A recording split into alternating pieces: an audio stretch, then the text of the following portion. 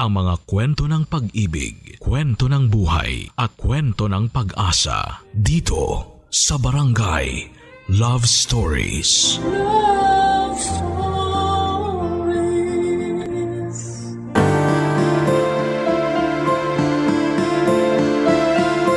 Minsan may kaibigan tayo na may dinadalang bigat na hindi natin nakikita.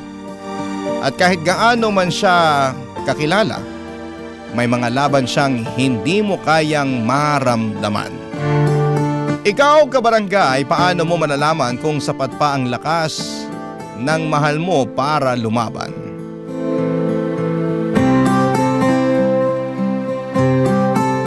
Dear Papa Dudut, isang magandang tanghali po sa lahat ng mga nakikinig ngayon.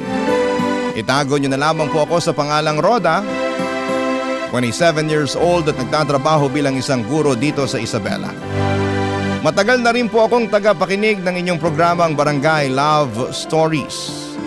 Kaya naman naisipan ko rin na gumawa ng sulat para maikwento sa inyo ang parte ng buhay ko na kailanman ay hindi ko makakalimutan. Pero bago ko ipagpatuloy ang sulat na ito ay humihingi ako ng malawak na pangunawa sa ating mga kabarangay na nakikinig ngayon. Dahil alam ko na magiging sensitibo at baka ma-trigger ang kanilang mga sarili sa pakikinig. Makulit akong estudyante, Papa Dudut, noon. Sabi nga nila palagi akong hyper at nakakahawa raw ang energy ko. Kaya naman tuwang-tuwa ang mga kaklase at professor ko noon. Pero syempre hindi pwedeng mawalan ng kontrabida sa buhay natin.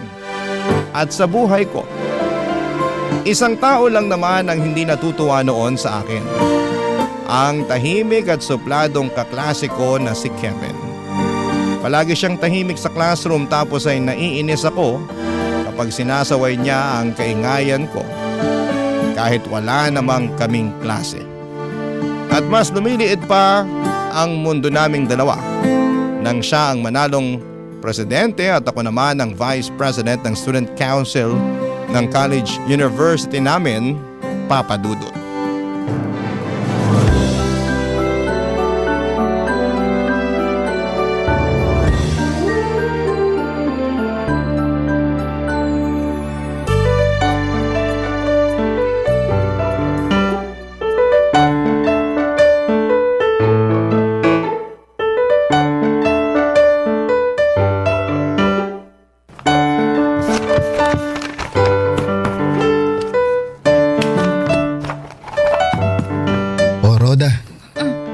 Nandito ka pa sa office ng student council.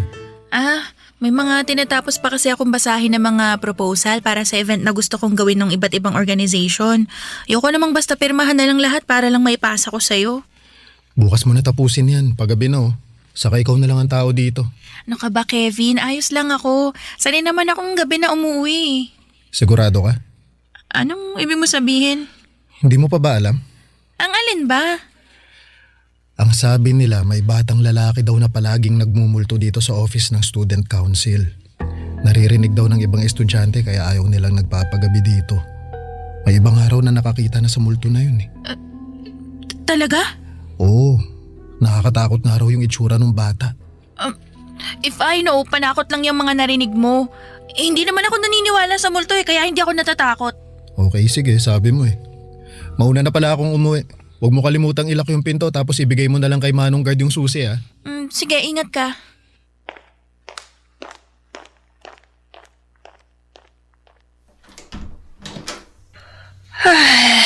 Antok na talaga ako. Di bali, konti na lang naman to, matatapos ko na lahat. Ay! Kabayo! Ay, Kevin, ikaw ba yan? Uy, Kevin! Kala ko ba umuwi ka na? Kevin! Mukhang may daga sa bandaro ng opisina. Sabihin ko nga sa mga kasama ko na maglinis kami bukas para hindi kami dinadaga dito. Hala, bakit naman biglang namatay yung ilaw? Malas, nag-brownout pa yata. Gamitin ko na nga munang flashlight tong cellphone ko para maayos ko na yung mga gamit ko. Ay, Ako, Diyos ko, totoo nga yata yung multong batang na sinasabi ni Kevin. Ay, makalabas na nga baka kung ano pang magpakita sa akin dito. Diyos ko, bakit ayaw bumukas ng pinto? Manong guard! Manong guard, tulungan niyo po ako! Buksan niyo tong pinto, Manong!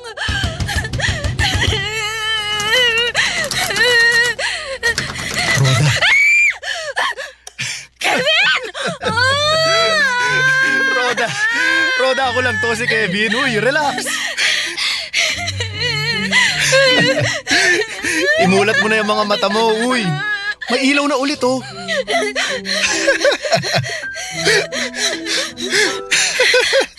Kevin! Oo, ako lang to. Hindi ka pala naniniwala sa multo ah. Pero yung mukha mo, halos mawala na ng dugo sa sobrang putla mo. Raulo ka din, no? Ikaw lang pala yung umiiyak at nananakot sa akin. Ay nako, sorry. Sorry, ang sarap mo kasing pagtripan eh. Grabe talaga yung itsura mo kanina. Kung nakita mo lang ang sarili mo sa salamin, parang gagapang ka na sa sink kaya nilapitan na kaagad kita eh. Ay nako. Oh, ba't nakatitig ka sa akin? Ano ba to? Sinipon tuloy ako kakatawa. Ay, grabe. Teka, narealize ko lang kasi na marunong ka rin palang tumawa, no? Oo naman. Anong tingin mo sa akin, manhid? Saka walang hindi matatawa kapag nakita yung itsura mo kanina. Naku, Kevin, sinasabi ko sa'yo, babawian talaga kita sa susunod. Makikita mo. Sige, paghahandaan ko yung pagbawi mong yan. Pero sa ngayon, umuwi na muna tayo kasi baka may magpakita na talaga sa atin dito sa office. Papadudot, nagulat talaga ako sa ginawa na yon ni Kevin. Kung hindi pa siya nagpakita ay baka nawala na ako ng malay dahil sa pananakot niya sa akin. Pero mas nagulat ako kasi hindi ko alam na may tinatago rin pala siyang kakulitan. Akala ko ay super KJ at suplado niya na para bang sinalo lahat ng katahimikan sa mundo. Pero hindi pala kasi marunong din pala siyang gumawa ng kalokohan. Kaya naman yon ang simula ng closeness naming dalawa. Dahil pareho nga kaming part ng student council ay madalas kaming magkasama. At nakakatuwa kasi pati siya ay nahayaan na rin o nahawaan na rin ang kakulitan ko noon. Mali pala. Lumabas talaga ang kakulitan niya noon na hindi niya ipinapakita sa karamihan. Yung dating suplado at iniiwasan na si Kevin ay nagkaroon na rin ng ibang kaibigan. At nakakatuwa na sa paglipas ng mga buwan, lumalim ang samahan naming dalawa, Papadudot.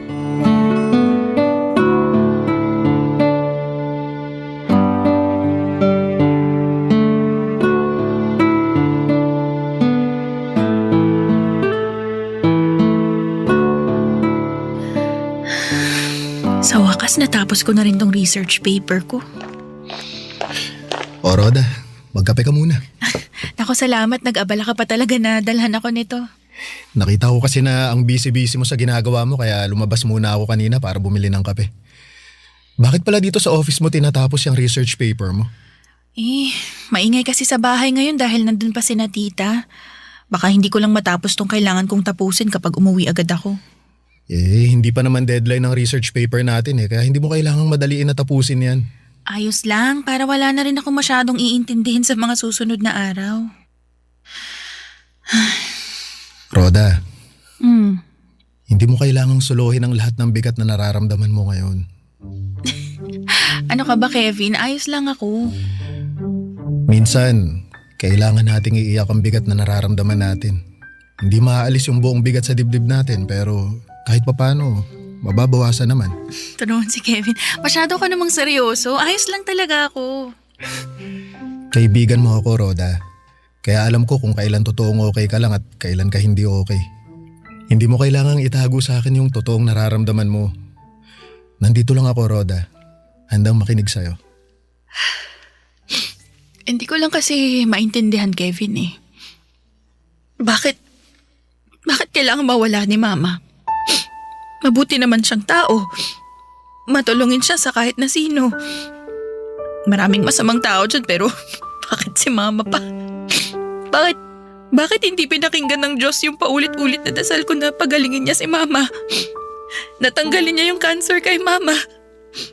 Bakit hindi niya ako pinagbigyan sa hiling ko? Bakit hindi niya pinagaling si mama? Sabi nila, lahat ng nangyayari sa buhay natin, palaging may malalim na dahilan. Uy, pero anong dahilan? Bakit kailangan mawala ng mama ko? Bakit siya? Bakit siya pa? Alam mo, may mga sagot na mahirap ay paliwanag at intindihin eh. Siguro sa ngayon, isipin na lang natin na at least hindi na nahihirapan si tita sa sakit niya. Saka di ba ang sabi mo, nangako ka sa kanya bago siya mawala? Magiging matatag ka kahit wala na siya. Oo, pero ang hirap-hirap pala. Ang hirap maging matatag ngayon na hindi ko na siya kasama. Lahat naman mahirap talaga sa umpisa eh, pero alam kong kakayanin mo. Kasi nandyan pa rin yung mga kapatid mo, tita, at pati ng papa mo. Isipin mo na kailangan mo ring magpakatatag para sa kanila. Kailangan yung magpakatatag para sa isa't isa. Oo, tama ka. Kailangan din ako ng mga kapatid ko eh. Salamat, Kevin, ha? Basta kapag kailangan mo ng kausap, Roda, nandito lang ako. Makikinig ako kahit tungkol saan pa yan. Papadudot na sa second year college ako nang ma-diagnose na merong cervical cancer si mama, stage 3. Napakabilis ng pangyayari kasi ilang buwan lang ang lumipas ay iniwan na rin niya kami kaagad. Sobrang bigat ng pagkawala ni mama kasi ever since ay mama's girl talaga ako. Siya yung ginawa kong inspirasyon para pagbutihan palalo ang pag-aaral ko.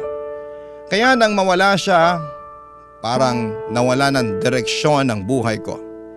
Nahirapan akong kausapin ang pamilya ko kasi alam ko na pare-pareho kami ng pinagdaraanan noon. Mabuti na lamang at palaging nasa tabi ko si Kevin. Handang makinig sa lahat ng bigat at kadramahan ko sa buhay. Isa siya sa mga dahilan kaya kahit paano ay unti-unti ko nang natututunan na umusad at tanggapin ang pagkawala ni mama. Sabi nga niya ay palaging may malalim na dahilan kung bakit may nangyayaring mabigat sa buhay natin. Minsan ang dahilan ay para mas maging matatag tayo sa mga hamon ng buhay, papadudot. Barangay Love Stories. Barangay Love Stories.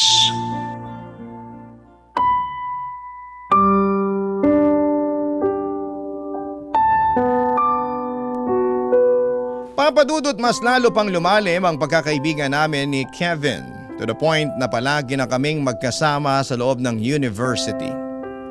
Akala nga ng ibang kaklase namin ay may relasyon na kaming dalawa. Sa totoo lang, sa paglalim ng friendship namin kasunod noon ay ang pagbabago ng nararamdaman ko para sa kanya. Nagkaroon siya ng espesyal na lugar sa puso ko. Pero syempre hindi ko yon sinabi sa kanya kasi masaya naman ako sa pagkakaibigan na meron kaming dalawa. Natakot din ako noon na baka masira pa ang magandang samahan namin. Baka kasi hindi kami pareho ng nararamdaman. Ang mahalaga sa akin noon ay masaya ako sa tuwing kasama ko si Kevin, papadudot.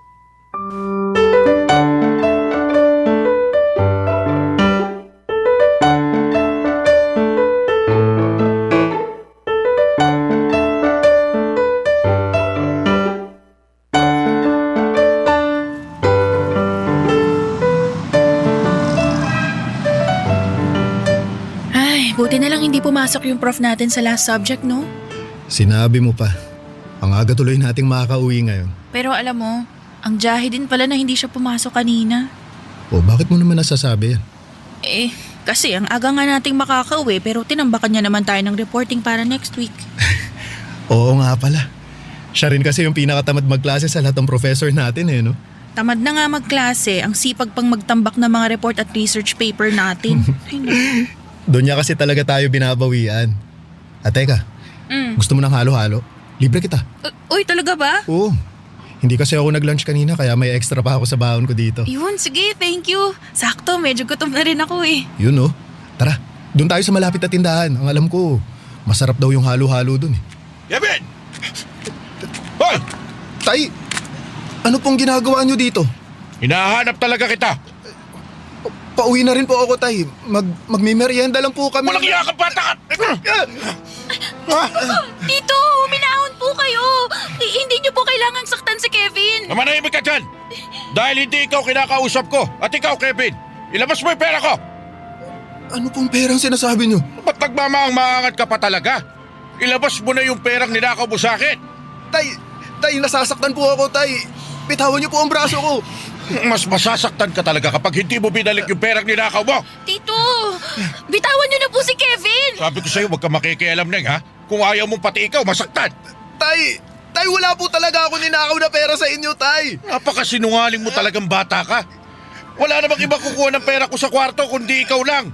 Kaya ilabas mo yung pera ko. Akin na yung perang ninakaw mo. Wala nga po ako ninanakaw sa inyo. Ano wala, ha? Sigurado ka? O sige, kakapkapan ko itong mga bulsa ng pantalon mo, ha? Tay, kahit kailan hindi ko po kayo ninakawan. Kung wala ka talagang ninakaw sa akin, ano tong perang nasa bulsa mo, ha? Pera ko to, ha?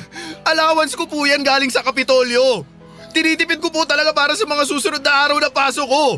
Baka sinungaling mo talagang bata ka. Manang-mana ka dyan sa nanay mo. Akin na to lahat ng pera to. Lahat na to, ninakaw mo to. Pero Tay! Tumahimik ka dyan kung ayaw mong mas masaktan ka sa bahay mamaya. Aalis na ako at baka mahuli pa ako sa sabong na pupuntahan ko. Umuwi ka na ng bahay at maglinis ka doon. Hindi yung naglalakwa at saka pa kasama yung kung sino-sino. Pwet!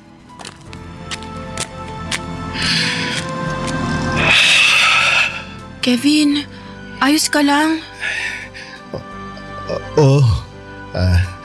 Pasensya ka na, Roda. Mukhang hindi na kita malilibre ng halo-halo. Okay lang yun. Ako na lang ang manlilibre sa'yo. Naku, wag na. Kailangan ko na rin pala kasing umuwi. Pasensya na ulit, Roda. Papadudot nang maging close kami ni Kevin ay lumabas yung pagiging masayahin niyang tao. Sa aming dalawa, siya na yung madalas na mag-comfort at magpatawa sa tuwing magkasama kami. Kaya nabanggit ko kanina na mas dumami na rin ang mga kaibigan niya sa classroom. Para kasing lumabas yung totoong personality niya. Mahilig magbitaw ng corny jokes, gumawa ng mga prank at kung ano-ano pang kalokohan para magpasaya ng mga kaklase ko. Matalino rin si Kevin at academic scholar kagaya ko. Pangarap niya rin ang maging guro kasi gusto niya raw makatulong sa mga kabataan na nalulubog sa hirap ng buhay. Sa kabila ng mga pangarap niya na yon ay hindi ko alam na may magulo pala siyang buhay. Pagkatapos ng araw na yon, ilang araw siyang hindi nakapasok sa klase. Kaya naman nagdesisyon ako na puntahan siya sa bahay nila, Papa Dudut.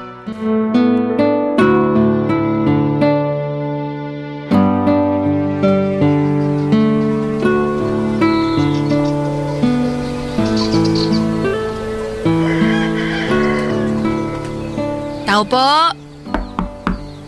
Tao po! Kevin! Kevin, si Roda to! Tao po!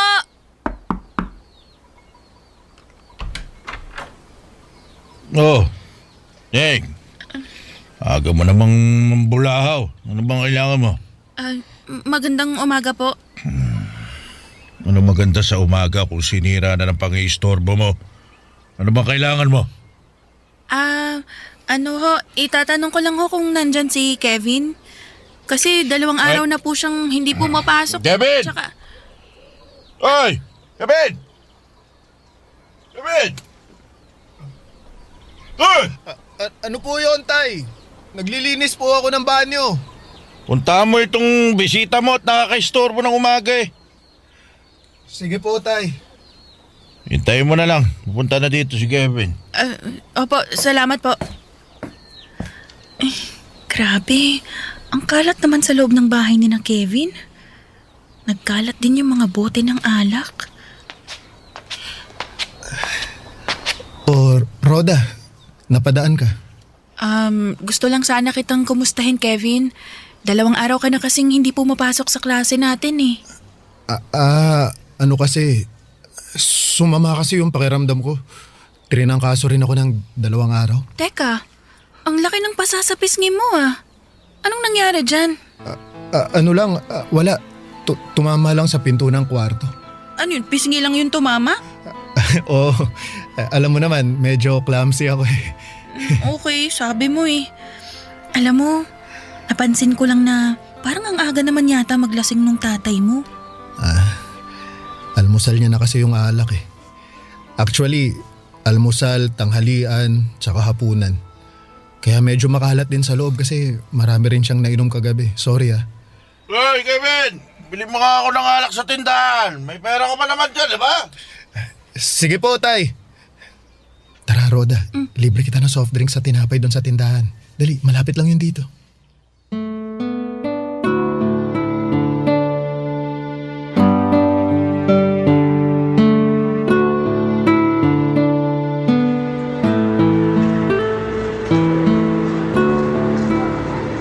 Ibig sabihin, kaya hindi ka talaga nakapasok ng 2 araw sa klase kasi namamaga yung pasasapisngi mo? Oo, saka may bukol ako noon sa Kitang-kita kahit buong gabi ko nang nilagyan ng yelo. Natalo kasi sa sabong si tatay noon. Umuwi ng lasing na lasing kaya ako ang napagbalingan niya ng init ng ulo. Ito ng soft drinks tsaka pandikoko mo, Roda. Salamat, Kevin ah. Tanong ko lang ah, palagi bang ganyan yung tatay mo? Hindi naman palagi pero medyo madalas lalo na kapag natatalo siya sa sabong. Alam mo, Roda, hindi naman ganyan dati si tatay. Sobrang bait niya nun. Masipag magtrabaho at saka walang kahit na anong bisyo. Anong nangyari? Bakit nagbago siya? Nasa 4th year high school ako nung lumaya si nanay. Natatandaan ko pa kung paano ko nakita si tatay na umiiyak habang nagmamakaawa na wag umalis si nanay. Kaya lang, hindi rin siya nagpapigil at mula nung umalis siya, kahit kailan hindi ko na siya nakita. Wala ka bang kahit na anong naging balita sa kanya? Ang sabi ng tita ko may nakakita daw sa kanya na may ibang lalaki na kinakasama at may anak na daw sila. Kaya mula nun, nagbago na talaga si tatay. Dapat nga hindi na ako magka-college kasi ayaw ni tatay na mag-aaral ako eh. Buti na lang, nakakuha ako ng academic scholarship sa university tapos may financial assistance pa ako sa Kapitolyo. Yun na yung ginagawa mong allowance. Oo, tinitipid ko nga mabuti yon para hindi ko na kailangang humingi pa ng pera kay tatay eh. Kaya lang minsan kinukuha niya rin sa akin yung perang iniipon ko. Sa totoo lang, gusto na rin akong ampunin at pag-aralin ng tita ko. Kaya lang, ayokong iwan si tatay eh. Ayokong tuluyan siyang iwan mag-isa kaya ang sabi ko, ayos lang ako. Basta kasama ko si tatay.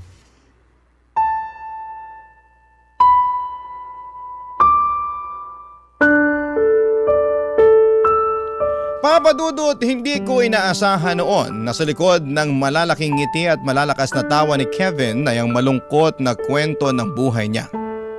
Kasi kahit gaano kami ka-close ay never niyang kinuwento sa akin ang tungkol sa buhay niya. Siguro nga ay kung hindi ko pa siya pinuntahan sa bahay nila ay hindi ko malalaman ang tungkol sa kalagayan niya. Hindi naman kasi talaga halata sa kanya na may pinagdadaanan siya noon. Siguro ay ayaw niya lang din na ipaalam pa sa amin. Nakakalungkot lang na ma-realize na yung mga taong palagi nating nakakausap at nagpapasaya sa atin ay may malungkot palang mundo na ayaw ipakita sa atin. Naalala ko pa na nagsorry siya dahil sa pagkakwento niya ng tungkol sa buhay niya. Ang sabi ko naman sa kanya ay handa akong makinig sa kahit na anong kwento niya dahil magkaibigan kami, Papa Dudut. Barangay Love Stories. Barangay Love Stories. Papa Dudut, tinulungan ko si Kevin na makahabol sa mga subject na hindi niya napasukan dahil matalino naman siya. Hindi siya nahirapan na intindihin ang mga lessons namin. Kaya lang nang sumunod na linggo ay pumasok siya. Nahirap maglakad dahil sinaktan na naman siya ng tatay niya. Kung hindi nga lang daw midterm week ay hindi na muna siya papasok ng ilang araw. Doon ko na kinumbinsi si Kevin na baka oras na para tanggapin niya ang alok na pangangalaga ng tita niya. Hindi pwedeng tanggapin niya lang ng paulit-ulit ang pananakit ng tatay niya. Hanggang sa wakas ay sinunod niya ang payo ko at lumipat na nga siya sa pangangalaga ng tita niya. Doon ko nakita ang pagbabago ni Kevin. Bumalik ang totoong ngiti sa mga labi niya. Yung totoong saya sa mga mata niya. At natutuwa talaga ako. Kasi alam ko na napakabuti para sa kanya sa ginawa niyang pagtira sa bahay ng tita niya, Papa Dudut.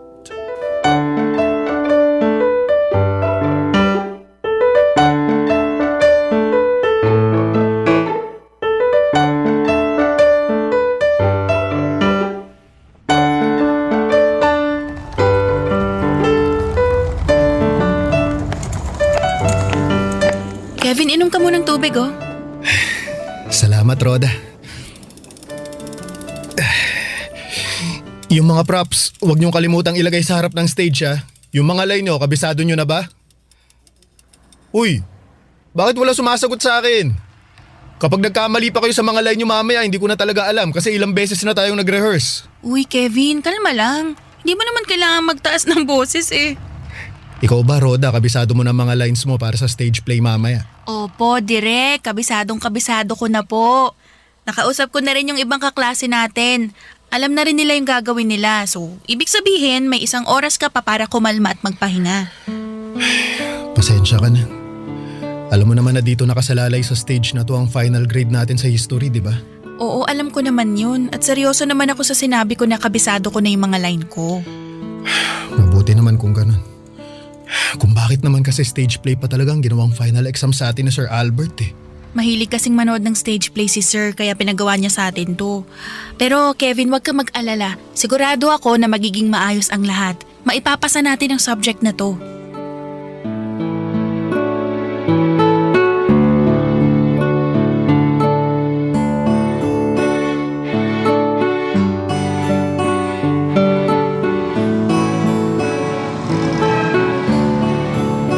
Uy Kevin, thank you sa panlilibre mo ng burger kanina. Busog ako, grabe. Thank you din, Roda, kasi pinakalma mo ako bago magsimula yung stage play kanina. Iba na kasi talaga yung kaba ko nun eh. Sabi ko naman sa'yo, walang magiging problema. Kita mo, binigyan tayo ng 1 na final grade ni Sir Albert para sa stage play natin. Alam mo ba, muntik na akong maluha nung sabihin niya yun kanina. Alam mo, napansin ko nga yun. Akala ko nga tutulo pa pati uhog mo eh. Grabe ka naman sa akin. Pero hindi naman natuloy yung luha ko. Pero ang galing niyong lahat kanina. Napabilib niyo ako sa acting at saka sa pagbitaw niyo ng mga linya ninyo. Eh paano? Ang galing mo kayang mag-direct. Direct Kevin. Ay. Lalo na kapag oras ng rehearsal, nasa'yo talaga lahat ng atensyon namin. Kasi nakita namin kung gaano ka kaseryoso na makakuha tayo ng mataas na grade sa subject na to. Nasa isang grupo lang tayo kaya gusto ko na pare-pareho tayong mag-e-effort dito. Ikaw kaya ang pinaka-ma-effort sa lahat. Mas marami ka pang naging trabaho kaysa dun sa assigned stage manager natin eh. Hindi naman. Ayoko lang naiasa sa ibang tao yung mga bagay na kaya ko namang gawin. Yan yung pinaka-nagustuhan ko sa'yo, Kevin. Pinipilit mong kayanin yung lahat kahit alam mong nahihirapan ka na. Kaya nga lalo kitang... Ha? Lalong ano? Kaya lalong tumaas yung respeto ko sa'yo bilang isang kaibigan dahil sa ganyang ugali mo, Kevin. Dati na naman akong ganito. At alam mo yan kasi isa ka sa pinakamatagal na kaibigan ko dito sa university, Roda. Medyo lumalalim na rin ang gabi, no? Tara, uwi na tayo. Sige, tara, Kevin. Papa Dudut, sa totoo lang ay alam ko sa sarili ko na tuluyan nang nahulog ang loob ko para kay Kevin noon. Yung paghanga na nararamdaman ko ay na-develop na sa pagmamahal.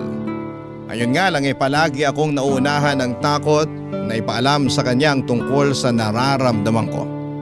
Natatakot kasi ako na magkaroon ng lamat ang pagkakaibigan namin. Na baka yun pa ang dahilan para lumayo siya sa akin. Masaya naman ako sa friendship na meron kaming dalawa. Kahit minsan ay nararamdaman ko na may espesyal din siyang pagtingin sa akin. Ayoko na siyang pangunahan at iniisip ko na lamang na humahanap siya ng tamang tiyempo para magtapat sa akin. Nakagaya ko ay ayaw niya ring madaliin ang mga bagay sa pagitan naming dalawa. Kaya naman in-enjoy ko na lamang ang mga nalalabing buwan na magkasama kami sa university, Papa Dudut.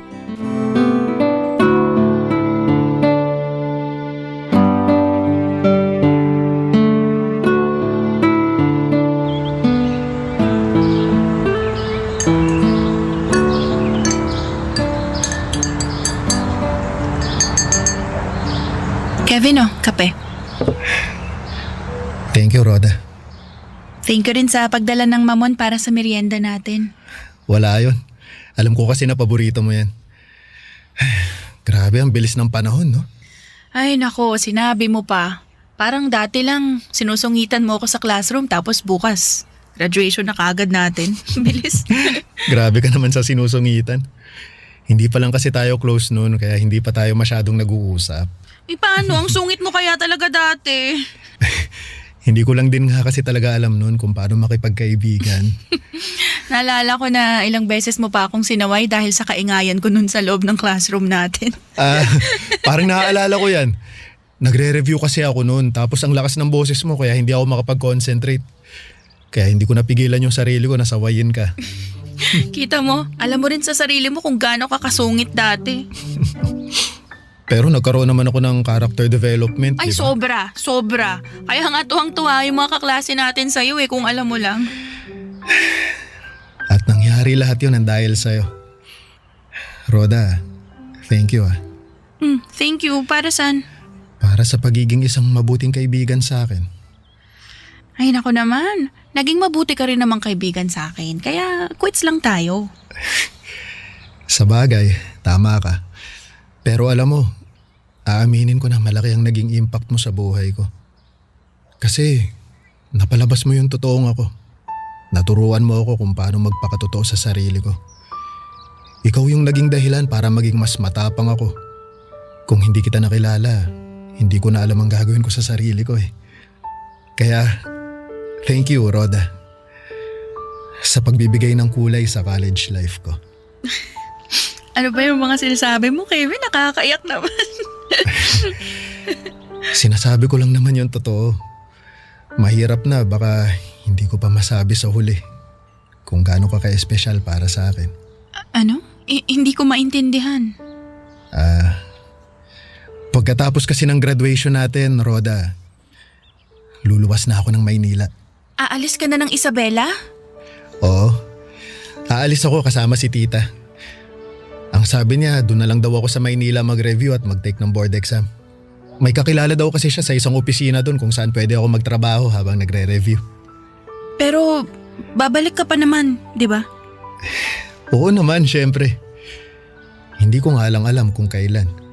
Kaya nga gusto kong sulitin ang araw na to at magpasalamat sa'yo kasi ikaw yung naging tulay para mas lalong lumakas ang loob ko.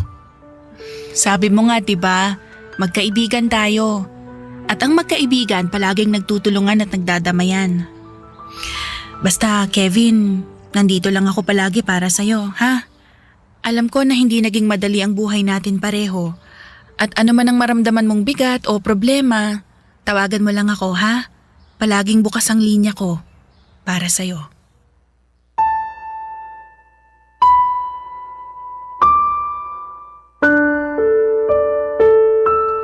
Papadudot na luha talaga ako sa naging pag-uusap namin noon ni Kevin.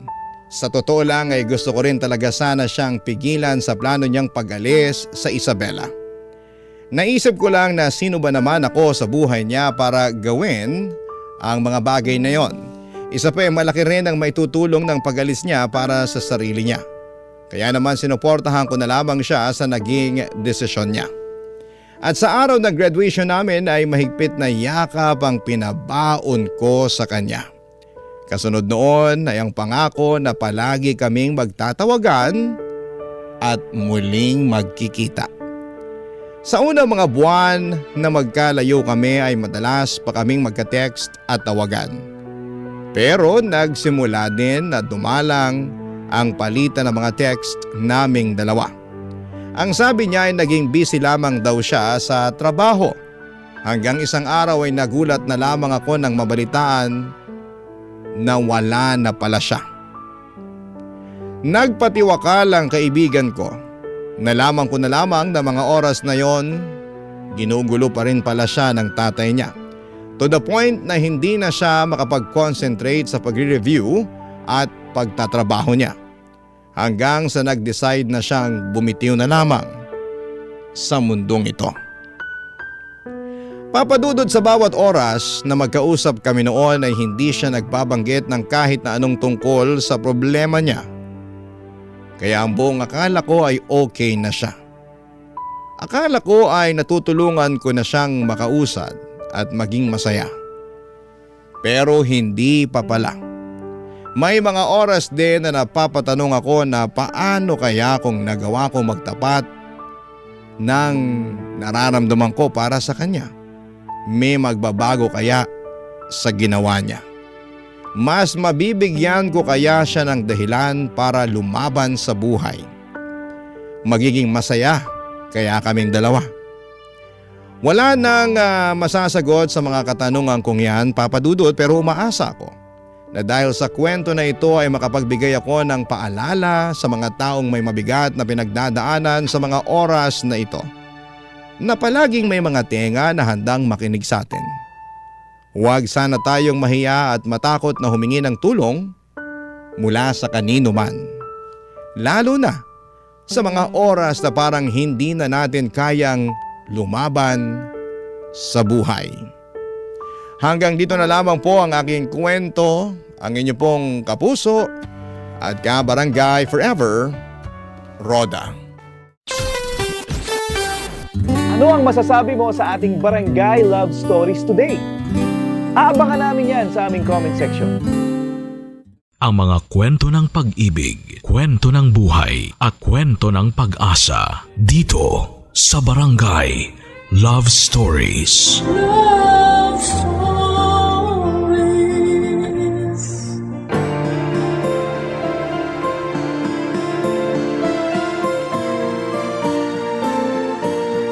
Ang pagkakaroon ng mabuting katuwang sa buhay ay biyayang galing sa may kapal.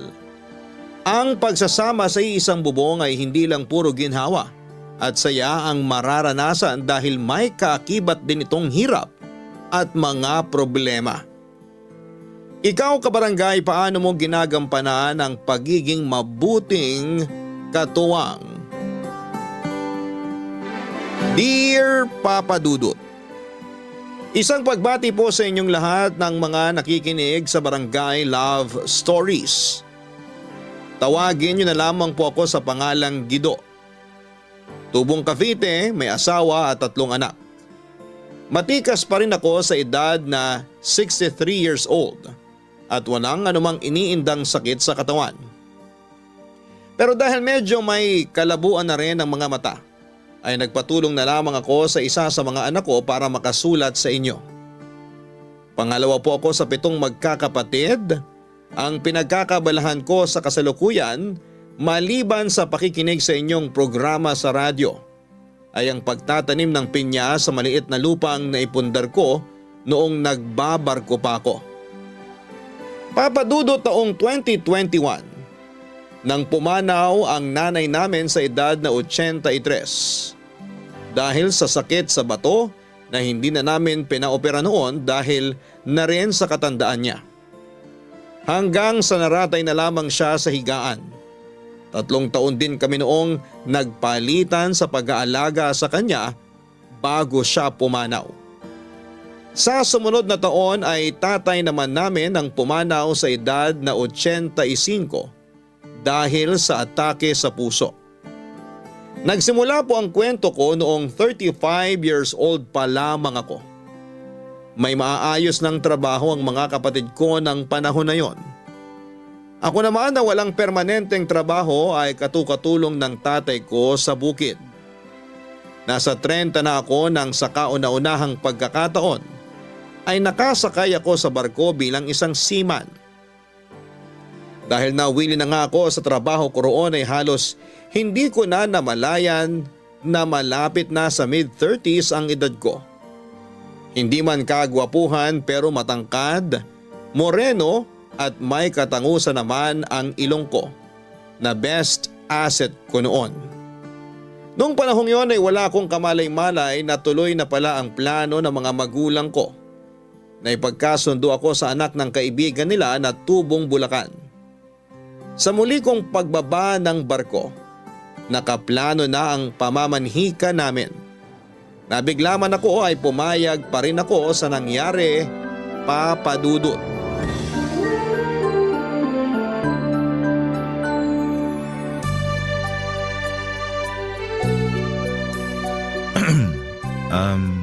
Pwede bang umupo dito sa tabi mo? Oo naman. Salamat.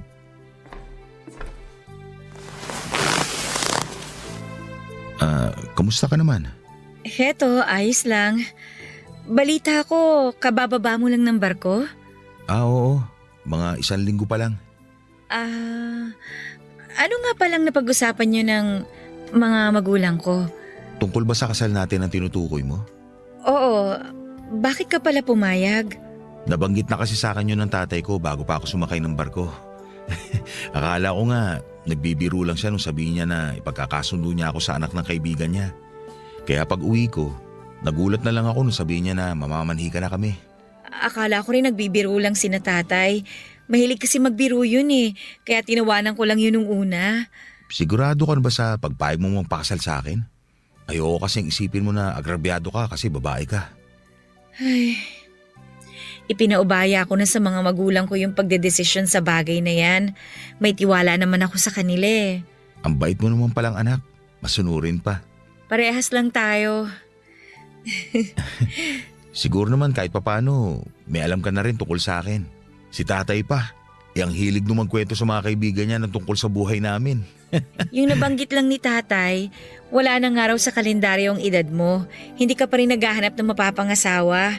Samantalang yung iba raw na kapatid mo na mas bata pa sa'yo, may mga pamilya na. Kaya nga siguro nakialam na si na tatay sa pag-aasawa ko. Kung ayaw mo naman, siguro hindi ka nila pipilitin. Pero hindi kasi ako suwail na anak eh. Tsaka alam ko na kapakanan ko lang iniisip nila. Pareho pala tayo nang iniisip tungkol sa naging desisyon nila. Ganun naman talaga yung mga magulang, di ba? Oo naman. Magiging magulang din tayo. Kaya mas lalo pa natin sila mauunawaan. Tama ka dyan.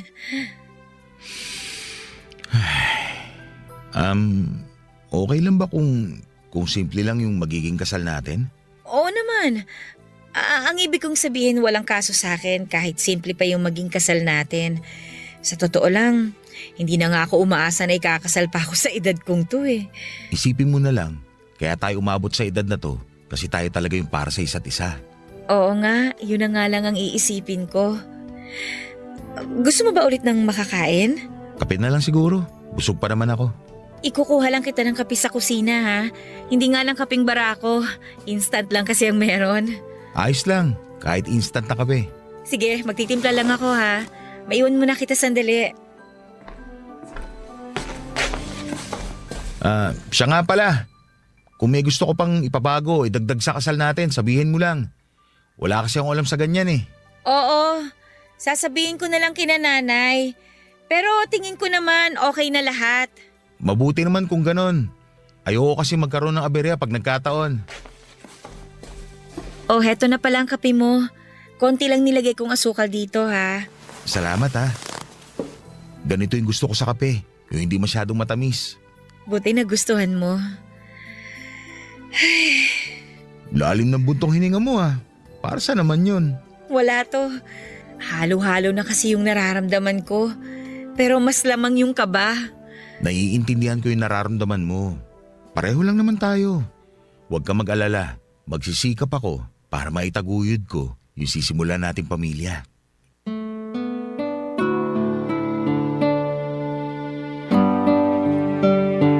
Wala pang 1 buwan nang nakakalipas noon nang ikasal kami ni Lubing Napakabilis na mga pangyayari, Papa Dudut. Tanging pamilya at malalapit na kaibigan lamang ang imbitado sa kasal namin. Simple lamang ang naging seremonyas. Pero nangibabaw ang simpleng ganda ni Lubing na binagayan pa ng wedding gown na suot niya. Lalo pang tumingkad ang pagkamorena niya sa gown na yon. Ang suot ko namang barong Tagalog ay siya ring ipinangkasal ng tatay ko noon. Sa ilang oras na yon ay ramdam ko pa rin ang pagkailang sa akin ni Lubing tuwing inaalalayan ko siya. Alam ko na kahit kasunduan lamang ang kasal namin ay masaya pa rin naman siya, Papa Dudut. Pagkatapos ng kasal ay dumiretso na kami sa bahay ng mga magulang ko, Papa Dudut. Nangako naman ako kay Lubing na pansamantala lamang kaming makikipisan at plano ko rin na magkaroon kami ng sariling bahay. Naging maayos naman ang pagsasama namin sa iisang bahay kahit marami kaming magkakasama doon. Maliban kasi sa mga magulang ko. Kasama rin namin sa bahay ang dalawa ko pang kapatid na pawang mga binata pa ng panahon na yon. Dahil magkasama na kami ay unti-unti ko na rin natutunang mahalin si Lubing. Nakita ko kasi sa kanya yung mga katangian na hinahanap ko sa isang babae. Matapos nga ang 4 na buwan kong bakasyon, tinawagan na ako ng agency sa Maynila para sabihin na naka-line up na ako para sa pagsampang muli ng barko. Nang panahon na yon ay nagdadalang tao na rin si Lubing, Papa Dudut.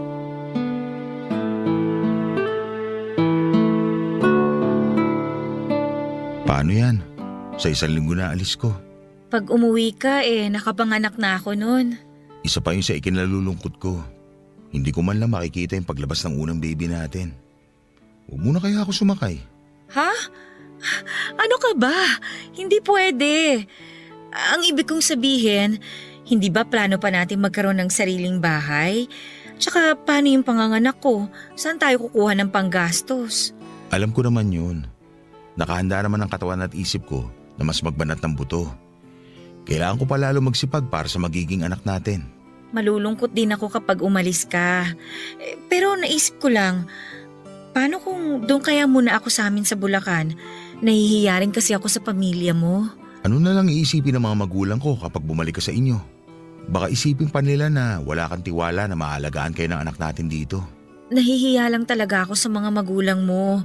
Nakakailang din kasing kumilos. Naiintindihan kita. Huwag ka mag-alala.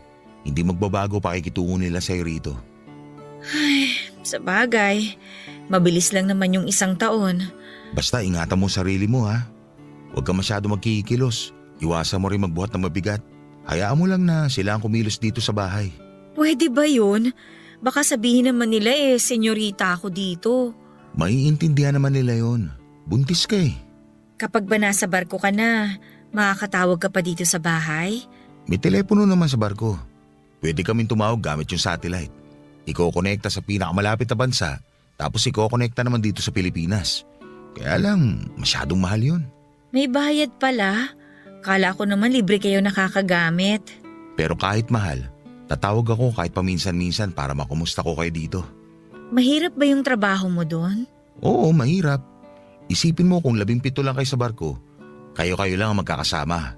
Kayo-kayo lang din ang nag-uusap. Minsan nag-aaway pa kayo. Tapos, buong 1 taon, nasa gitna lang kayo ng dagat. Bakit kasi yun ang pinili mong trabaho? Gusto ko rin kasing makarating sa iba't ibang bansa. Tapos, malaki-laki rin yung kinikita. Sa hirap makaharap ng trabaho dito, kung magkaroon man, di rin naman ganun kalaking sweldo. Kahit mahirap ang trabaho mo maswerte ka pa rin. Biruin mo nakakarating ka sa iba't ibang bansa. Alam mo ba na 30 na ako nung unang sampa ko ng barko? 10 taon din hinintay ko. Siguro, kapalaran ko talaga maging seaman. Siguro nga. Madalas ko nun marinig sa mga magulang ko na kapag daw nakalaan sa'yo, talagang mangyayari kahit gaano pa yun katagal. Nga pala, napansin mo siguro na medyo may kasungitan si nanay, di ba? Pagpasensya mo na lang. Huwag mo na lang pansinin. Susubukan ko. Nakikita ko nga siya minsan na sinusungitan si tatay mo pero tinatawanan lang siya. Mabait kasi talaga si tatay. Ang swerte mo naman sa tatay mo. Siya nga pala, sa palagay mo kaya pagbalik mo, pwede na tayo makapagpatayo ng kahit na maliit na kubo lang? May ipon na rin naman ako kahit papano. Tsaka hindi kubo yung bala ko ipatayo para sa atin. Yung lupa sa harap nitong bahay, malapit sa mga puno ng mangga, doon ko balak magpatayo ng bahay. Tsaka alam na ni tatay at pumayag na rin siya. Sakali nga na kulangin pwede naman muna ako manghiram ng pera. Baka isipin mo minamadali kita na magkaroon tayo ng bahay ha. Kung hindi pa talaga kaya, makakapaghintay pa naman ako eh. Wala akong iniisip na ganun ha. Tsaka natural lang yung gusto mo na magkabahay kasi mag-asawa na tayo. Maraming salamat ha. Para saan naman yung pasasalamat mo? Sa pagiging mabuti tsaka responsabling asawa, kahit na pinagkasundo lang tayo. Parang teleserye no? Hindi nga lang tayo mayaman. Pero alam mo, maswerte pa rin nga ako kaysa dun sa mga kakilala ko na ikinasal sa karelasyon nila. Matinong lalaki yung napangasawa ko tsaka may maganda ring trabaho. Tuwing tinatanong ako ni na tatay kung kailan ko raw balak mag-asawa, lagi ko sinasabi noon na gusto ko muna magkaroon ng maayos na trabaho. Para naman makaipon muna ako. Ayoko kasi na pati yung perang pangkasal ko sila pa yung magbibigay. Kaya nga proud ako sa'yo eh. Kahit simple lang yung naging kasal natin, malaki pa rin ang nagastos mo. Kaya kahit sabihin mo na biglaan yung kasal natin, sigurado ako maibibigay ko sa'yo yung kasal na pangarap ng kahit sinong babae. Ang maipapangako ko naman sa'yo, magiging mabuti akong asawa at magiging ulirang ina sa mga magiging anak natin. Pangako ko naman na lalo ako magsisipag para sa magiging anak natin. Papadudot makalipas nga noon ng 1 taon, ay umalis na ako para muling sumakay ng barko. Gusto ko sanang si Lubing ang maghatid sa akin sa airport pero masela ng kanyang pagbubuntis ng mga panahon na yon. Ang 2 kapatid ko na binata na lamang ang naghatid sa akin sa airport. Bago ako umalis ay katakot-takot na bilin ang ginawa ko kay Lubing at maging sa mga magulang namin. Nagbilin din ako na magpadala ng sulat si Lubing para malaman ko ang lagay nilang mag-ina. Nais ko rin kasi na kahit wala ako sa kanilang tabi, alam ko pa rin ang nangyayari sa kanila, lalo na sa unang anak namin. Inabot ng 1 taon bago ako muling nakauwi sa amin, Papa Dudut. Sa mga panahong magkalayo kami, nakatanggap ako ng 5 sulat galing kay Lubing. Ang isa sa mga sulat ay natanggap ko noon ay nang sabihin niyang nagsilang siya ng malusog na sanggol na lalaki. Walang pagsidla ng saya na nararamdaman ko noon. Parang gusto ko nang ipagsigawan sa buong karagatan ang magandang balitang natanggap ko. Maging ang mga kasamahan ko noon ay masayang masaya para sa akin. Naging kainip-inip naman para sa akin yung mga sumunod na araw at buwan sa barko dahil mas lalo akong nasabik na makauwi para makita na ang mag-ina ko. Gaya ng ginagawa ko nung wala pa akong asawa. Hindi ko pinapaalam sa pamilya ko tuwing uuwi ako, lalo na kay Lubing. Gusto ko kasi siyang sorpresahin. Pero hindi ko akalain na ako pala ang masosorpresa noong panahon na yon, Papa Dudut. Barangay Love Stories. Barangay Love Stories.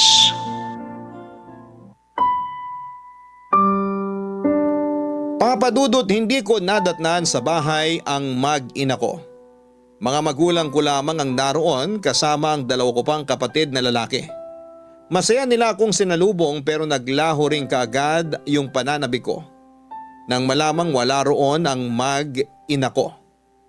Umuwi raw kasi si Lubing sa mga magulang niya.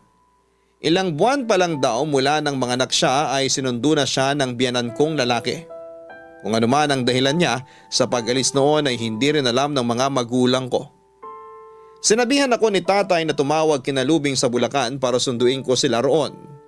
Hindi naman nakaligtas sa akin yung nakita kong inis sa mukha ni nanay nang banggitin ko ang pangalan ni Lubing kaya nasiguro ko rin noon na may nangyari nga habang wala ako. Hindi ko sinunod ang sinabi ni tatay. Sa halip na tumawag, kinabukasan din ay bumiyahe ako papunta sa Bulacan para sunduin sila. Nagulat pa nga mga biyanang ko nang dumating ako sa kanila, Papa Dudut. Napansin ko rin ang malaking ibinagsak ng katawan ni Lubing nang magkaharap kami habang karga niya ang anak namin. Tandang-tanda ko pa nung una kong masilayan ang anak namin, Papa Dudut. Dama ko ang kaba nang kargahin ko ito sa unang pagkakataon. Hindi ko rin namalaya na tumutulo na pala ang luha ko ng mga oras na yon. Ganon pala ang pakiramdam ng isang ama. Nag-usap din kami ni Lubing ng masinsinan. Sinabi niya sa akin na nahihirapan daw talaga siyang makisama sa pamilya ko. Lalo na kay nanay na may kasungitan naman talaga noon. Nangako na lamang ako kay Lubing na aasikasuhin ko na lamang ang pagpapatayo namin ng bahay para makalipat na kami kaagad. Pumayag naman siya at kasama ko na rin siya noong umuwi sa bahay namin sa Cavite, Papa Dudut.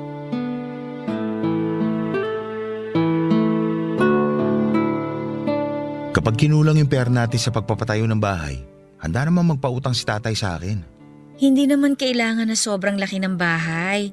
Kahit nga kubo sapat na para sa akin eh. Ang gusto ko lang, makabukod na tayo sa lalong madaling panahon.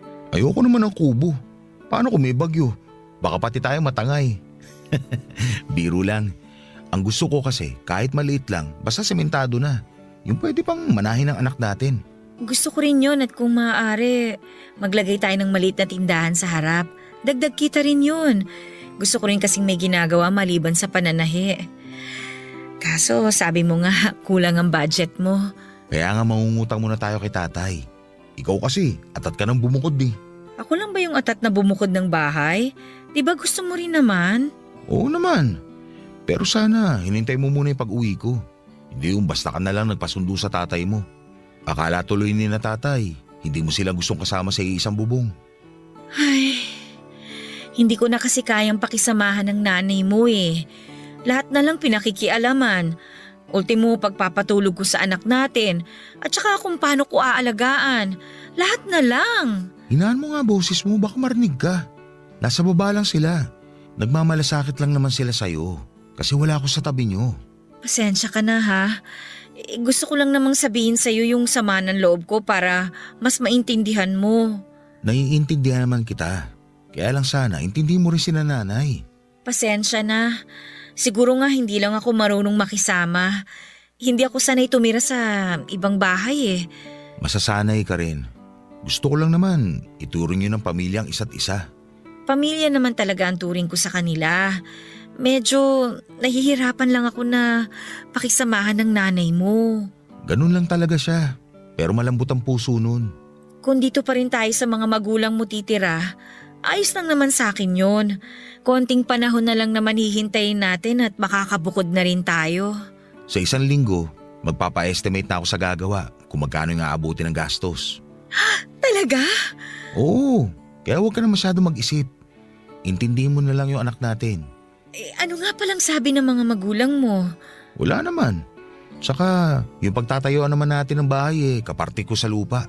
Baka kasi isipin nila na minamadali kita sa pagkakaroon ng bahay. Bago pa ako sumakay ulit nun ng barko, kinausap ko na si tatay tungkol sa plano ko. Wala naman siya naging tutol, maski nga si nanay. Akala ko kasi sa'yo pa rin sila umaasa. Kasi ikaw yung may magandang trabaho sa inyong magkakapatid. Hindi ganun yung mga magulang ko. Di porke ako'y nag-a-abroad sa akin na sila aasa. Oo, nagbibigay ako pero hindi nila ako inuobliga. Kita mo nga, ang laki ng sakahan ni tatay. Kung bibigyan mo pa rin sila at yung mga kapatid mo, kahit may pamilya ka na, wala namang kaso sa akin yun eh. Ngayon na may pamilya na ako, syempre kayo na yung prioridad ko. Ay, ewan ko ba? Simula nang makapanganak ako, ang bilis uminit ng ulo ko. Ang dali ko ring magdamdam. Normal lang daw yan, sabi ni ate. Napansin din kasi ni ate yung pagbabago mo. Pinayuhan pa nga ako na habang nandito ako intindihin ko muna kayong mag-ina ko. Buti pa si ate naiintindihan yung kalagayan ko. Siyempre naman, 3 na anak nun Tsaka wag mo daw pansinin yung kasungitan ni nanay. Dati na siyang ganun. Ay, o sige. Simula ngayon lalawakan ko pa yung pangunawa ko, lalo na sa nanay mo. Ay, akala ko mauuwi sa away tong pag-uusap natin Maliit na bagay lang naman yun para mauwi sa away. Wag mo na sanang uulitin na basta ka na lang uuwi sa inyo ha. Pangako, hindi na mauulit yun. Akala ko pa naman masusurpresa kita. Yun pala, ako'y masusurpresa. Nasurpresa din naman ako nung bigla kang sumulpot sa bahay namin eh. Kala ko kung sinong gwapong bisita. Ay nga pala, gusto ko planuhin na rin natin yung binyag ng anak natin kahit simpleng handaan lang. Tungkol dyan, naisip ko kasi na mas maganda siguro kung itutuloy na lang natin yung binyag kapag may sariling bahay na tayo. Para yung handaan, sa bahay na natin gagawin. Sige, maganda rin yung plano mo. Saka na lang natin planuhin kapag may sarili na tayong bahay.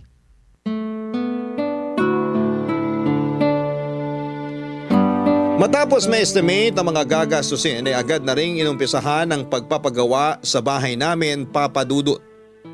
At gaya nga ng inaasahan, kinulang ang budget ko sa pagbili ng mga materyales. Mabuti na lamang at nagpahiram ng pera si tatay para makumpleto at matapos na ang pagpapagawa namin ng bahay. Katulad ng gusto ni Lubing ay pinalagyan ko rin ng tindahan sa harapan ang bahay namin. Natapos ang bahay namin sa loob ng 4 na buwan. May 2 silid din yun pero dahil kapos na sa pera ay hindi ko na muna pinapinturahan. Sunod naman naming plinano ang pagpapabinyag ng anak namin. Nagkasundo kaming mag-asawa na isabay na lamang sa blessing ng bahay ang binyag. Ang pamilya ni Lubing at malalapit na kamag-anak lamang ang in-invite namin sa okasyon. Labis ang pasasalamat ko ng panahon na yon dahil sa wakas, nagkaroon na rin kami ng sariling bahay. Ramdam ko rin ang kakapusan ng pera noon dahil nga sa sunod-sunod na mga gastusin. Kaya naman sinabi ko kay Lubing na muli akong sasampa ng barko para mabayaran ang mga utang namin at makapag-ipon ulit. Agad naman siyang pumayag sa desisyon kong yon, Papa Dudut. Naging mahirap sa akin ang muling pag-alis. Bukod sa mamimiss ko ang anak ko, buntis na ulit si Lubing at sa pangalawang pagkakataon, wala ako sa tabi niya sa oras na manganganak siya.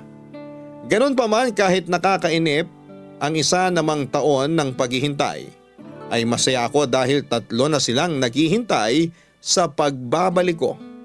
Wala kasi akong kamalay-malay noon na may malaking problema na palang kinakaharap ang pamilya ko.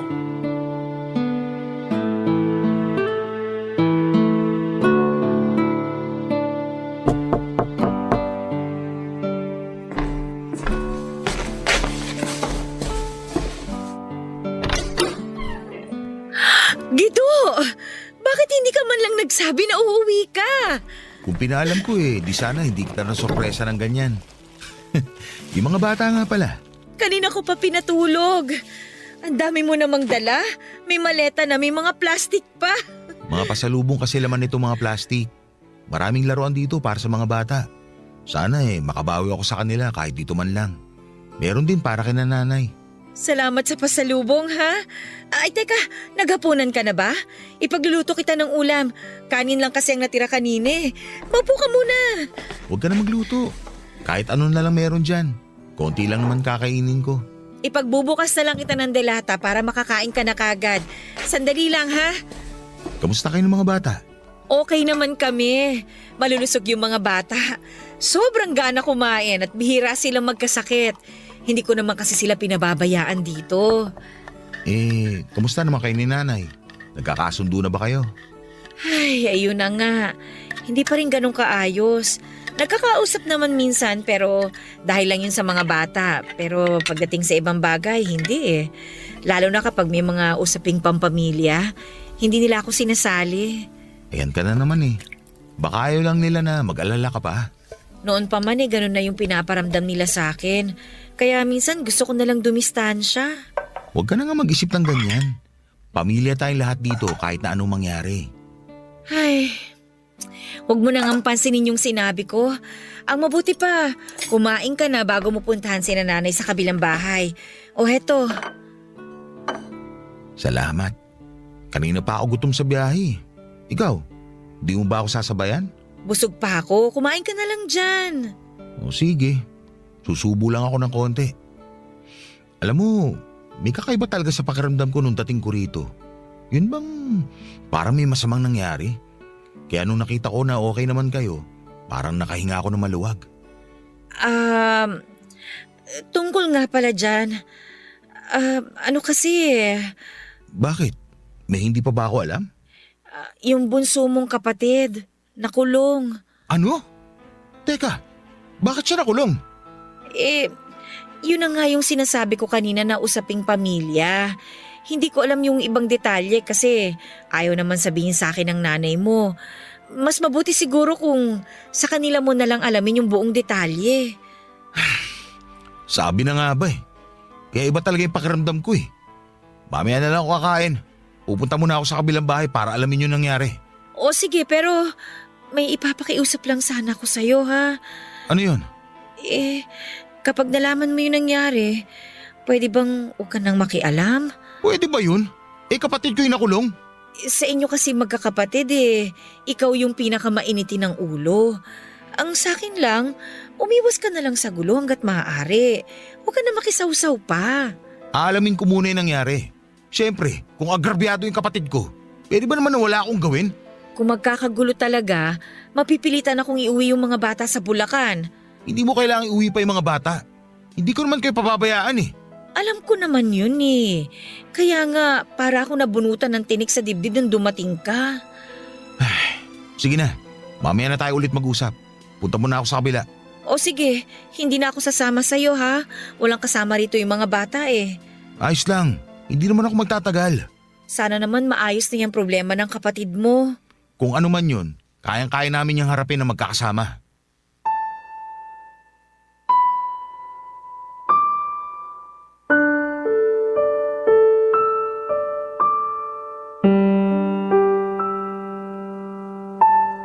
Papadudot gaya ng inaasahan ko ay tuwang-tuwa ang mga magulang ko at kapatid ko sa biglaan kong pagdating.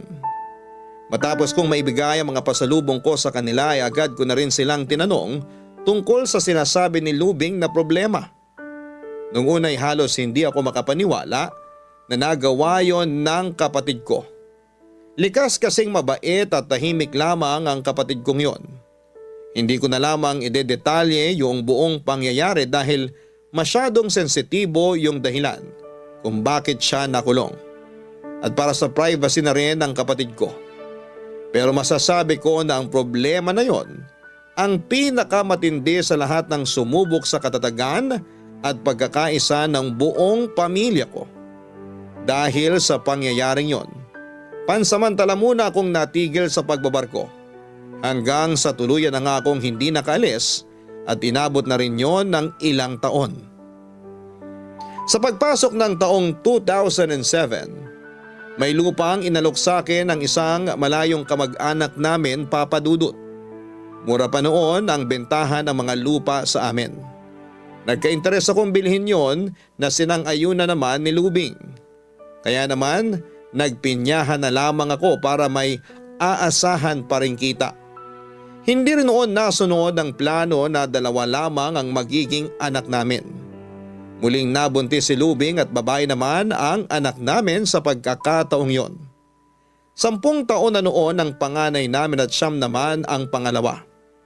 Naging maayos naman ang lahat kahit na bago na ang takbo ng buhay namin dahil tumigil na ako sa pagbabarko, lalo na sa pinansyal na aspeto. Tumulong din kasi sa amin ng nakababatang kapatid ni Lubing na nasa abroad noon. Lumipas pa ang mga taon, Papa Dudut, halos hindi na namin namalaya na 5 taon na pala yung bunso naming babae. Hanggang sa dumating ang isang trahedya sa pamilya ni Lubing. Pumanaw ang tatay niya. At dahil 2 lamang silang magkapatid at nasa abroad ang isa, napakiusapan siya na samahan muna ang nanay nila sa Bulacan kahit pansamantala lamang.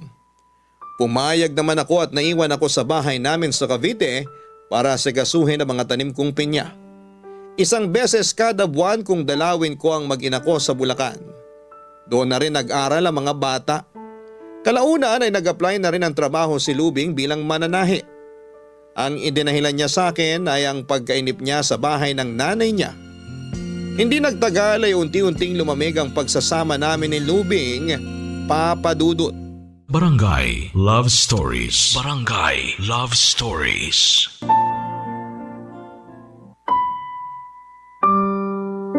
Papadudot yung dapat ay pansamantala lamang na pananatili ni Lubing sa Bulacan ay umabot na ng halos 2 taon. Napansin ko rin ang pagbabago sa mga anak ko. Ang panganay ko ay nalulong sa video games at laging laman ng mga computer shop. Madalas itong gabihin sa pag-uwi at inaabot minsan ng madaling araw. Napagbuhatan ko ito ng kamay na siyang dahilan para lumayo ang loob nito sa akin. Napansin ko rin ang pagiging maluho ng mga anak ko dahil sa pagiging spoiled nila sa tiyahing nasa ibang bansa. Kinausap ko si Lubing na bumalik na sila sa Cavite, ngunit hindi siya pumayag sa kadahilanan na walang makakasama ang nanay niya. Hindi ako umuwi ng Cavite noon hanggat hindi ko nakukumbinse si Lubing na sumama na sila sa akin pabalik. Naging madalas ang pagkatalo namin ni Lubing noon. Hindi na rin niya naasikaso pati ang mga anak namin. Inabot pa kami ng 1 buwan sa bahay ng nanay niya bago siya nito pinayagan na sumama na sa akin pabalik ng Cavite. Pagdating naman sa amin, binuksan niyang muli ang malit naming tindahan para may paglimangan siya at may sarili ring kita. Makaraan lamang ang ilang buwan ay naging maayos muli ang pagsasama namin. Patuloy rin naman ang pagpapadala ng package ng hipag ko sa aking mag-iina. Nalaman ko na nagpapadala rin pala ito ng pera. Aaminin ko na hindi ko yon nagustuhan, Papa Dudut. Pakiramdam ko kasi wala akong silbing padre de pamilya. Pakiramdam ko ay wala na akong kwenta sa paningin ng pamilya ng asawa ko mula nang tumigil ako sa pagbabarko. Noon pa ay napansin ko na ang biglang pagbabago ng pakikitungo ng biyanang kong babae sa akin, Papa Dudut.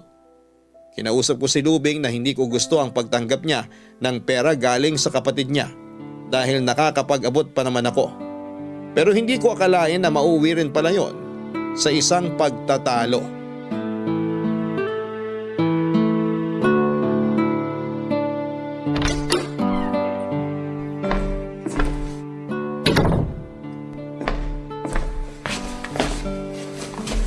Oh, ang aga mo namang umuwi. Sakto, nakaluto na ako. Daming ulam Buti nagkasya yung binigay ko sa yung pera pamalengke. Ay, makaupo nga muna. Kung yung pera mo lang yung gagamitin ko, nako, hindi talaga magkakasya. Nagpadala na naman ba yung kapatid mo? Oo! Nag-aaya nga yung mga bata na mamasyal naman daw kami sa mall sa linggo. Bibili rin daw sila ng mga damit. Wala na akong gana kumain. Oh, bakit naman sambakol na naman yung mukha mo? Ano ba gusto palabasin ng kapatid mo, ha? Ano? Hindi kita maintindihan. Akala mo ba hindi ko napapansin? Na nag-iba na yung paikitungo ng pamilya mo sa akin mula nung hindi na ako nakakasakay ng barko? Wala naman silang sinasabi na masama laban sa'yo Siyempre, yan sasabihin mo. Kung ayaw mong maniwala, di wag. Imbis na turuan mo kung paano magtipid yung mga anak natin, tinuruan mo pa maging maluho. Wala namang masama kung magbigay yung kapatid ko Tiyahin naman nila yon. Buti nga nakakakain sila sa mamahaling restaurant at saka nakakabili ng mga branded na damit Anong gusto mo? Magmukhang gusgusin yung mga anak natin? Hindi yun ang pinupunto ko. Gusto ko mamuhay ng simple yung mga bata. Ayoko maghangad sila ng higit pa sa kaya ko ibigay.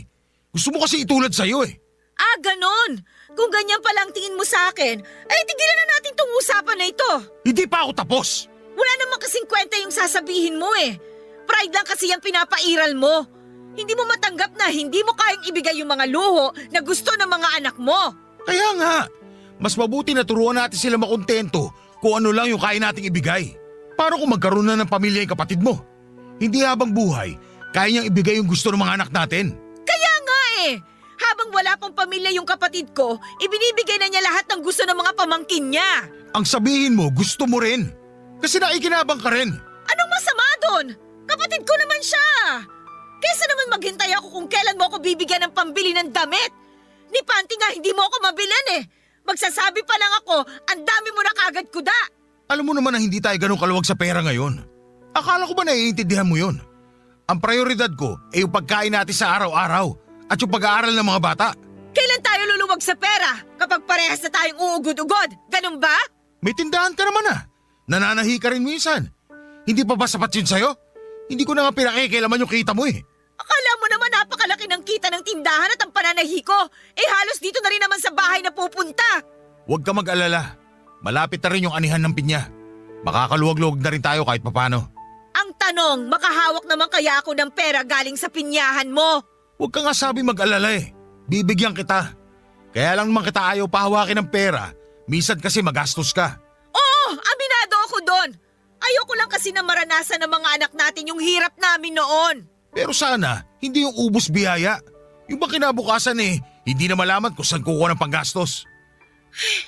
Kaya sana hayaan mo na yung tiyahin nila na ibigay yung mga gusto nila. Hindi mo ba nakikita yung pagbabago sa mga anak mo? Lalo na doon sa panganay natin. Napakayabang. Akala mo kung sino na umasta. Hindi kami ganun pinalaki ng mga magulang namin. At yun yung gusto kong matutunan nilang tatlo. Porke ba nakukuha ng mga anak mo yung gusto nila eh? Tingin mo na sa kanila hindi mabuting bata, ganun ba? Lumaki na yung ulo ng mga anak mo dahil lang nakukuha nila yung mga gusto nila. Ganun ba yung gusto mong pahalagahan nila? Pera at material na bagay? Pagsasabihan ko na lang sila. Kailan? Kung malaki na yung ulo nila at di na kaya sawayan? Mas maganda kung titigilan na ng kapatid mo yung pagbibigay sa kanila ng mga luho. Seryoso ka ba? Ano na lang ang iisipin ng kapatid ko? Na masyado tayong ma-pride? Mas mahalaga pa ba yung iisipin niya kung para sa ikabubuti ng mga bata? Hindi naman sa ganon. Nasanay na kasi sila sa lahat ng hilingin nila na ibinibigay agad. Pues masasanay din sila na makontento sa kung ano lang ang kaya nating ibigay. Mahirap to para sa panganay natin. Alam mo naman simulat sa puli, siya yung palaging kinikilingan dahil nag-iisang lalaking apo. Kaya nga eh. Kalalaking tao tapos laging nakasandal sa inyo. Kaya mahina ang loob. Paano matututo tumayo sa sariling pa yung anak natin? Ay sige, ako na ang bahala sa kapatid ko. Sasabihan ko na rin yung mga anak natin. Huwag mo sanang masamain yung paraan ng pagdidisiplina ko sa kanila. Para sa kanila din yon. Ayokong dumating yung araw na pera na lang yung magiging basehan nila sa pakikisama sa ibang tao. Diyan nag-uumpisa ang lahat eh. Naiintindihan ko na. Sana naman, huwag mong ipagkait yung mga pagkakataon na magbigay yung tiyahin nila kahit tuwing may okasyon na lang. Sige, pero kapag may okasyon lang talaga. Salamat naman. Sana lang tama yung desisyon mong yan.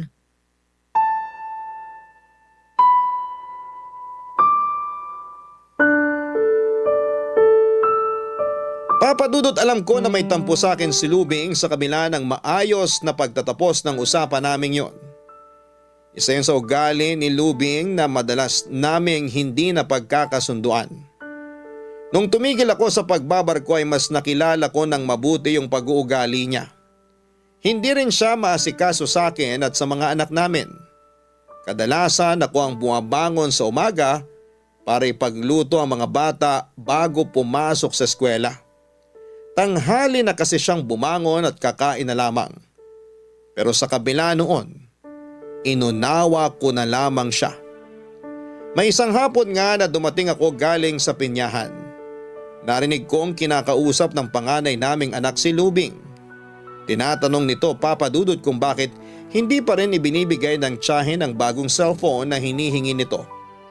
Nahihirapang magpaliwanag si Lubing sa anak namin na hindi tamang humingi ng ganon kamahal na cellphone sa hipag ko. Ilang beses na sumagot ng pabalang ang anak namin Papa Dudut. Napailing na lamang ako noon habang nakikinig sa pagtatalo nilang mag-ina. Hindi rin ako nakialam sa pagdidisiplinang ginagawa ng asawa ko. Pinapalamig ko rin muna ang sitwasyon bago ko kinausap yung panganay namin. Naabutan ko noon sa silid namin si Lubing. Malungkot at malalim ang iniisip. Sinabi ko sa kanya na narinig ko ang lahat ng pinag-usapan nilang mag-ina. Sinabi ni Lubing na siya daw ang sinisisi ng anak namin kaya hindi ito nabilihan ng bagong cellphone. Nasaktan daw siya ng sobra. Noong sa kauna-unahang pagkakataon ay sagot-sagutin siya ng anak namin. Niyakap ko na lamang si Lubing habang sinasabi na mapagtatanto din ang anak namin na mali ang ginawa nitong pagsagot. Simula nang kinausap ni Lubing ang kapatid niya, tumigil na ito sa pagbibigay tuwing humihingi ang mga anak namin Papa Dudut. Naunawaan naman ng hipag ko ang nais kong mangyari. Kinausap ko rin ang masinsina ng mga anak ko na hindi magandang ugaliin ang paghingi ng material na bagay na hindi nila pinaghirapan. Ginawa kong halimbawa ang sarili ko na sa kabila ng hirap na dinanas ko, mas pinili ko pa rin ang makontento sa kung ano lamang ang meron ako. Sinabi ko rin na nais kong matutunan nila ang pakikipagkapwa-tao nang hindi tumitingin sa kanilang katayuan at huwag silang mabulag sa material na bagay na panandalian lamang sa mundong ito.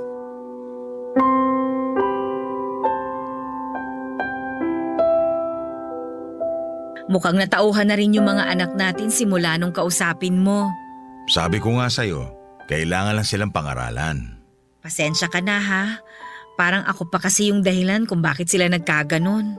Ang mahalaga naman, namulat ka rin sa katotohanan na hindi material na bagay yung nagpapasaya sa tao. Minsan, yung pa'y nagiging dahilan para magbago ang isang tao. Ay, naiintindihan na kita. At saka, mas masarap pa rin na paghirapan muna yung isang bagay bago makuha. Totoo yan. Mabuti na lang naging maagap tayong ipaunawa yung bagay na yun sa mga anak natin. Oo naman, bata pa sila. Ay, o nga pala. Malapit na ang wedding anniversary natin. Sa 1 linggo na nga pala yun, no? Gusto mo bang lumabas tayo ng mga bata? Magluto na lang tayo dito sa bahay. Gastos lang kapag lumabas pa tayo eh. Aba, natututo ka na ata maging praktikal ah. Kailangan eh. Lalo't magkukuleyo na yung panganay natin. Huwag ka mag-alala sa pag-aaral ng mga bata. Lahat sila makakapagtapos ng pag-aaral. Ako nang bahala. Hindi naman ako masyadong nag-aalala. Alam ko naman na magagawa natin silang pag-aralin. Ganyan dapat. Laging positibo mag-isip. Marami akong natutunan sa'yo, lalo na sa aspeto ng buhay. Natutuwa naman ako marinig sa'yo yan. Sana, habaan mo pa lalo yung pasensya mo sa akin ha kapag nag-aaway tayo. Normal na sa mag-asawa yung mag-away. Ang mahalaga naman hindi natin pinatatagal. Habang nagtatagal yung pagsasama natin, lalo ko napatunayan na napakaswerte ko talaga sa'yo. Swerte rin naman ako sa'yo ah. Sige na nga, pareho tayong swerte sa isa't isa. May maganda nga pala akong balita. Ano yun? Naayos na yung problema ng kapatid ko. Laya na siya. Balak na rin nilang magpakasal ng girlfriend niya. Talaga? Aba, good news nga yan. Aba, ilang taon na rin naghintay yung girlfriend niya sa kanya. Buti hindi na inip. Mahal talaga siya noon, kaya nakapaghintay ng ganong katagal. Bihira na yung ganong tao ah. Buti na lang may happy ending pa rin sa kanila. Walang imposible sa taong may pananampalataya. Lagi ko yung sinasabi sa kapatid ko. Pinangangaralan ko rin siya lagi. Bilib din ako sa tibay ng pamilya niyo, no? Ang dami niyo ng pagsubok na pinagdaanan pero nanatili kayong matatag. Magiging ganun din tayo katibay. Basta maging positibo at manalig tayo sa may kapal. Tandaan mo, mahal kita. Kayo ng mga anak natin. Kayo yung inspirasyon ko sa buhay. Opo, lagi ko po yung tatandaan. Mahal din kita. Kayo ng mga bata.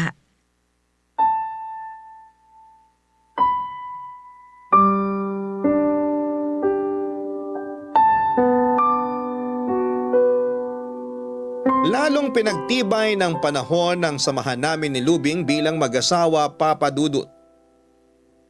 Kabi-kabila man ng mga pagsubok na dumating sa amin, laging positibo ang pananaw namin na malalampasan rin namin yon. Tuloy pa rin naman ako sa pagpipinya at si Lubing naman sa kanyang tindahan. Natuto na ring mag-budget ng pera si Lubing, kaya naman sa kanya ko na ibinibigay lahat ng kinikita ko. Tuwing nasa pinyahan ako, lagi akong nagpapasalamat sa Diyos sa pagbibigay sa akin ng hindi man perpektong katuwang sa buhay ay isa namang mabuting asawa at ina ng mga anak namin. Sa ngayon, kami na lamang ni Lubing ang magkasama dito sa bahay. Ang panganay at pangalawang anak namin ay may kanya-kanya na silang pamilya at malayo ang bahay sa amin. Ang bunso naman naming anak sa Maynila nagtatrabaho at bibihira na lamang umuwi. Simula nang marinig ko sa radyo ang programa ninyo, ay hindi ko na pinalampas ang pakikinig sa inyo, Papa Dudut. Maging si Lubing ay nawiwili na rin na makinig sa inyong programa. Araw-araw din naming inaabangan ang Barangay LS 97.1 kung kailan namin mapapakinggan ang kwento naming dalawa. Hanggang dito na lamang ang paglalahad ko ng kwento ng buhay at pag-ibig namin ni Lubing. Maraming salamat po and more power sa inyong programa. Ang inyong forever kapuso at kabarangay, Gido. Nagustuhan ng iyong napakinggan? Ituloy yan via live stream sa www.gmanetwork.com/radio. Barangay LS 97.1 Forever!